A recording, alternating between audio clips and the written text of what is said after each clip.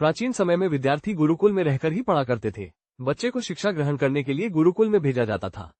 बच्चे गुरुकुल में गुरु के सानिध्य में आश्रम की देखभाल किया करते थे और अध्ययन भी किया करते थे।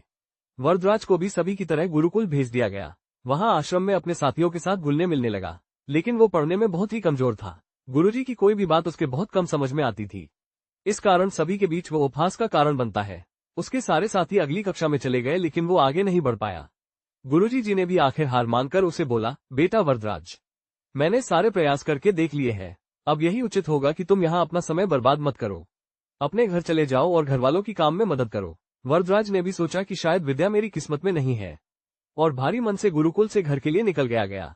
दोपहर का समय था। रास्ते में उसे प्यास लगने लगी।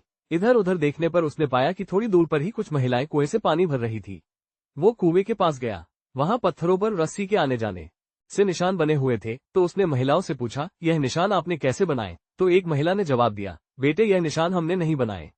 ये तो पानी खींचते समय इस कोमल रस्सी के बार बार आने जाने से ठोस पत्थर पर भी ऐसे निशान बन गए हैं। वरदराज सोच में पड़ गया। उसने विचार किया कि जब एक कोमल से रस्सी के बार बार आने जाने से एक ठोस पत्थर पर गहरे निशान बन सकते हैं, तो निरंतर अभ्यास से मैं विद्या ग्रहण क्यों नहीं कर सकता।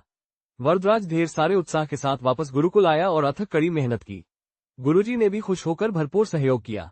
कुछ ही सालों बाद यही मंदबुद्धि बालक वरदराज आगे चलकर संस्कृत व्याकरण का महान विद्वान बना, जिसने लघु सिद्धांत कौमुदी, मध्य सिद्धांत कौमुदी, सार सिद्धांत कौमुदी, गीर्वाण पद्मंजरी की रचना की।